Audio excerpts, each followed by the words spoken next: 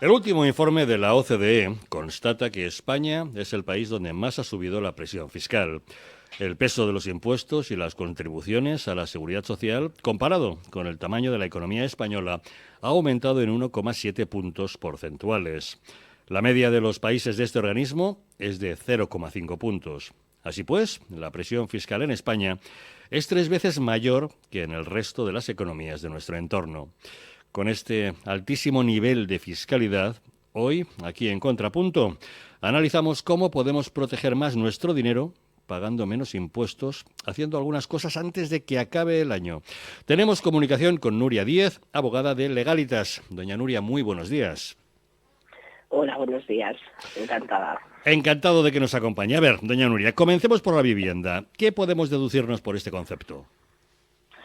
Bueno, pues si somos afortunados en este sentido, porque esta deducción, bueno, pues se ha eliminado, lo que podemos deducirnos, es decir, que todas las personas que han comprado una vivienda con anterioridad al 1 de enero del 2013 y se hayan deducido por este concepto, tienen la posibilidad de deducir un máximo de 9.040 euros.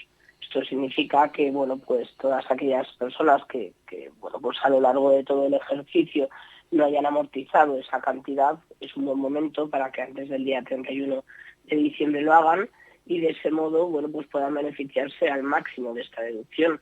Es decir, que si realmente hemos amortizado, pues por ejemplo, 6.000 euros solamente.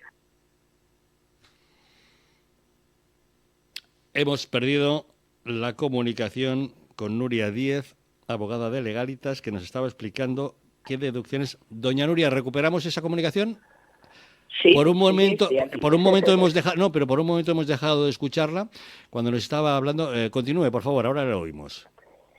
Sí, bueno, decía que realmente no sé hasta dónde se nos ha escuchado, pero lo que comentaba era que realmente las personas que, bueno, pues se hayan deducido por este, es decir, hayan amortizado por este concepto, pero no el máximo, es un buen momento para que precisamente realicen esa Bien. amortización.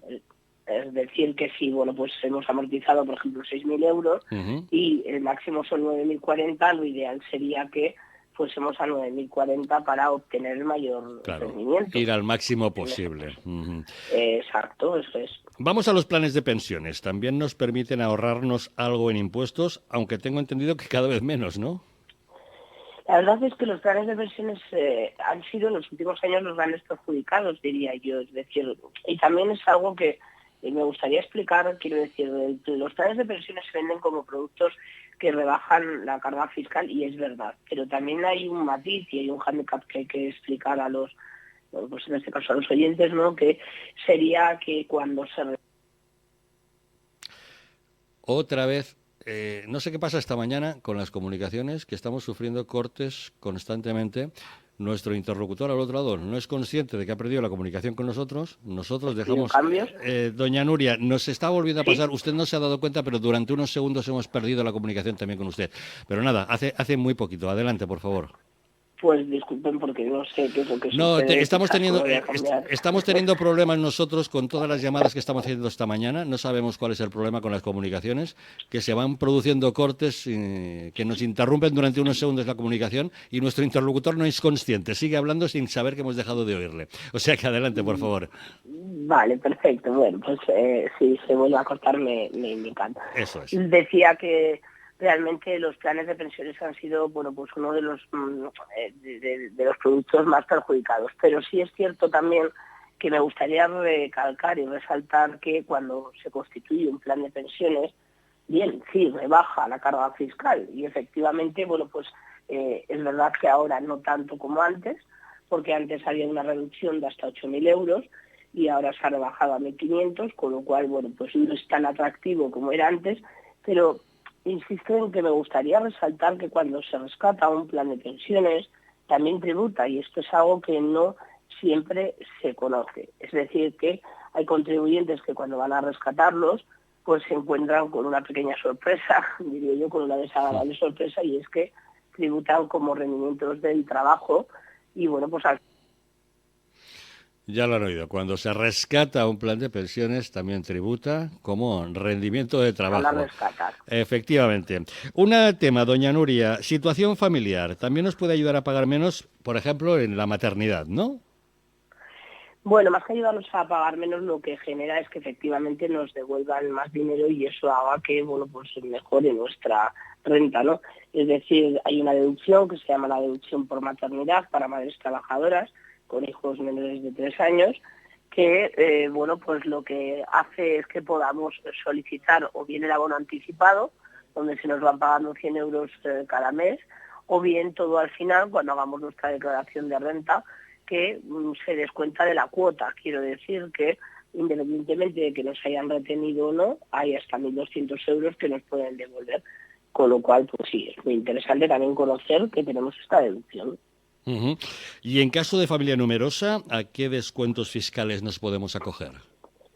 Pues depende del tipo de familia numerosa, si es de categoría general o de categoría especial, es decir, si es de categoría general hasta 1.200 euros y si es de categoría especial, pues el doble, 2.400. Bueno, opera igual que la deducción por maternidad, en el sentido de que opera en la cuota. Hay una máxima dentro del IRPF, que es que Hacienda no devuelve más de lo que nos han retenido. Eso es algo que debemos de conocer siempre, salvo en este tipo de deducciones, que independientemente de lo que nos hayan, digamos, retenido, pueden es decir, podemos obtener una deducción de hasta 2.400 euros si somos miembros de una familia numerosa de categoría especial. Ujú. Y si tenemos familiares dependientes a nuestro cargo, ¿podemos también descontar algún concepto en nuestra declaración? Sí, es decir, digamos que hay como dos grandes grupos, vamos a llamarlo, ¿no? Están los ascendientes y los descendientes, es decir, los hijos menores de 25 años o discapacitados, o bien los mayores de 65 años, padres, abuelos, etcétera, mayores de 65 años o discapacitados. Pero además, digamos que ese mínimo, por decirlo de alguna manera, si realmente contamos con el hecho de que tengan una discapacidad superior al 33%, reconocida por el órgano competente, normalmente el INSERSO, pues lo que genera es que podamos tener podemos aplicar una deducción que igualmente opera en cuota, como explicaba antes el tema de las familias numerosas, donde se llama pues el mínimo, la deducción por hijo discapacitado a cargo, por ascendiente discapacitado a cargo, o también hay una que, digamos, es más reciente, que es la de por cónyuge discapacitado a cargo. Es decir, que si yo tengo, pues eso, mi marido. De nuevo, hemos perdido esa comunicación. Doña Nuria no será consciente, seguro que sigue hablando, pero nosotros hemos dejado de escucharla. A ver si recuperamos su Pues mi voz. fiscalidad, Ahí es está. decir, mi renta. Ujú.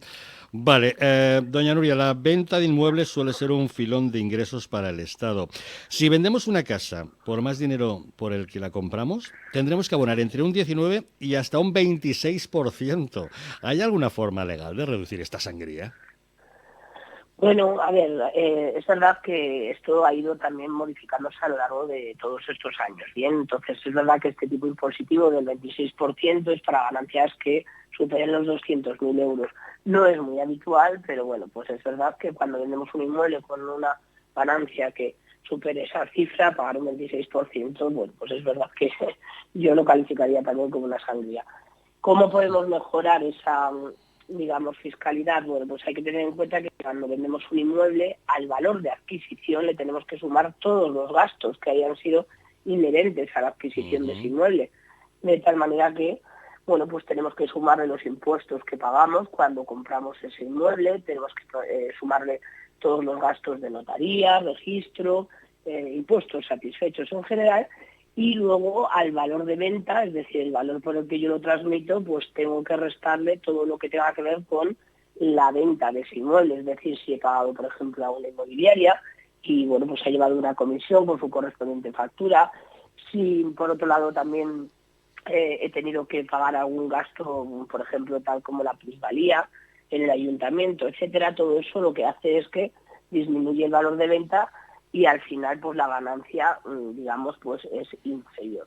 Y Ujú. también otra cosa importante, que sería, si yo tengo una ganancia derivada de la venta, por ejemplo, pues eso, de un inmueble, y resulta que tengo acciones que sé que me están generando pérdidas, pues hombre, el consejo que damos como abogados especialistas en materia fiscal es que en el mismo ejercicio se produzca la transmisión de esas acciones. ¿Para qué?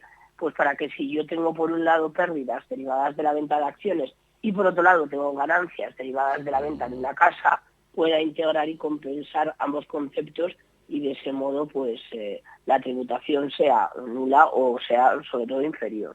Parece inteligente, sí. Además de acumular todos los gastos, unificar las pérdidas con las ganancias para equilibrar, sin duda. Exacto. Si efectuamos donaciones a entidades sin ánimo de lucro, ¿podemos deducirnos algo?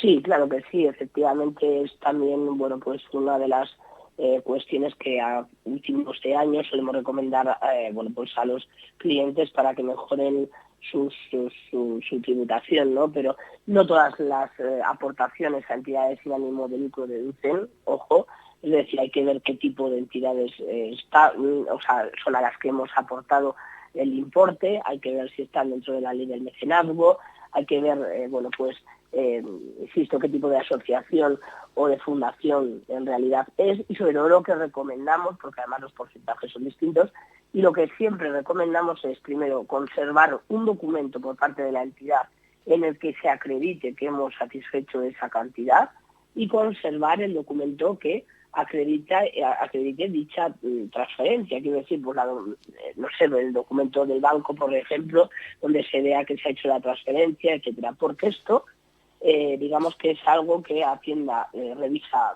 muy a menudo y nos pide ambos justificantes, tanto el documento de la entidad sin ánimo de lucro como el justificante de haber satisfecho dicha cantidad. Uh-huh. ¿Las cuotas a sindicatos, colegios profesionales o partidos políticos nos permiten también pagar luego menos en impuestos?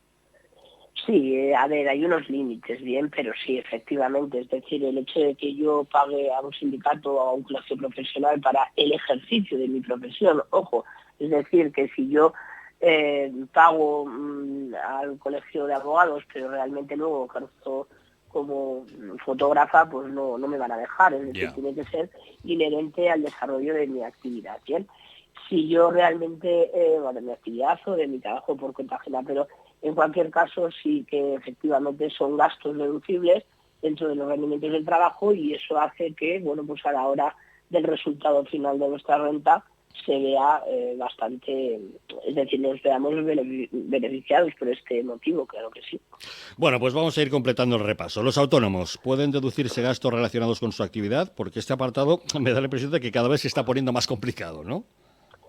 Claro, el problema de este apartado y de que se esté poniendo más complicado realmente quizás un poco el abuso, ¿no? Y a veces quiere decir, no con esto quiere decir que todos los autónomos lo hagan, ni mucho menos, pero es verdad que hay gente que, bueno, pues por el hecho de ser autónomo mete todo tipo de gastos dentro de la actividad. Es decir, yo he visto revisiones de Hacienda, bueno, pues donde, en fin, el autónomo se ha deducido todo lo que tiene que ver con, pues no sé, la compra de videojuegos al hijo, etcétera, etcétera. Entonces, claro, Hacienda en realidad tiene que controlar este tipo de gastos. Entonces, los gastos deducibles son los que sean, digamos, necesarios para el desarrollo de la actividad exclusivamente. Entonces, si yo me deduzco algo que no tiene que ver con mi actividad, pues no lo puedo incluir. ¿Qué pasa? Que es muy difícil, muy difícil, vamos a decir que es difícil que Hacienda detecte todos esos gastos y cada vez, pues insisto, hay un poco más de abuso en estas. Vaya, se ha interrumpido justo la comunicación en este momento. Ya saben que esta mañana estamos teniendo serios problemas con las comunicaciones telefónicas, pero bueno, esperamos recuperar ahí. Ahora, por un momento se había interrumpido la comunicación, Nuria, ha vuelto a ocurrir, pero la volvemos a escuchar, adelante. Sí, decía que realmente yo hablaría de utilizar un poco el criterio del sentido común, ¿no? Y de la mesura. Quiero decir que si realmente yo soy abogada me puedo desgravar pues todo lo que tenga que ver con la abogacía y bueno, con el desarrollo de mi actividad, pero hombre, si yo mañana me compro una cámara de fotos, pues no me la puedo meter dentro del gasto de la actividad porque no tiene nada que ver, ¿no? Aunque bueno, podría también argumentar que es necesario para el desarrollo de mi actividad, pero en principio no tiene mucho sentido. Entonces aquí lo que yo apelarías un poco al sentido común y saber que evidentemente podemos desgravarnos, pero precisamente por el hecho de que sea abusado, pues Hacienda cada vez admite menos gastos deducibles. Es ahí un poco donde está el problema. Una última pregunta, y no nos ha ocurrido, pero lo estamos planteando como un caso hipotético. Si en un juicio nos condenan al pago de costas procesales, ¿son deducibles? No. Vaya. Es decir, una cosa es que Vaya. no son deducibles. Una cosa es que realmente yo gane un juicio y me condenen en costas a la otra parte, en cuyo caso antes se consideraba como una ganancia patrimonial, y bueno, pues... Vaya, de nuevo, estas interrupciones que estamos teniendo esta mañana con las llamadas telefónicas nos están impidiendo mantener las conversaciones. Bueno, pues Doña Nuria, una vez más se había interrumpido. Nos estaba diciendo que no son deducibles las costas judiciales que nos hayan condenado, ¿no? No son deducibles, y lo que estaba tratando un poco de explicar era la diferencia entre que a mí me condenen en costas, es decir, que yo tenga que pagar al contrario, o que el contrario me pague a mí. Entonces, si el contrario me paga a mí, antes se declaraba como una ganancia patrimonial, lo cual era bastante injusto. Es decir, encima de ganar el juicio, tenía que incluir el coste del abogado y del procurador como pues un beneficio que yo había obtenido. Bien, pues esto se ha modificado con una sentencia del TEAC, del Tribunal Económico Administrativo Central, en unificación de doctrina, y lo que viene a decir es que si al contrario le condenan en costas y a mí me pagan las costas del abogado y del procurador, pues si yo lo que hago es pagar precisamente al abogado y al procurador y no me quedo con nada, no tiene ningún sentido que yo tribute por algo que no tengo ningún tipo de beneficio. Entonces, no son deducibles, pero además, si estuviese en el lado contrario, tampoco tengo que tributar por ellas, lo cual es bastante interesante, desde luego.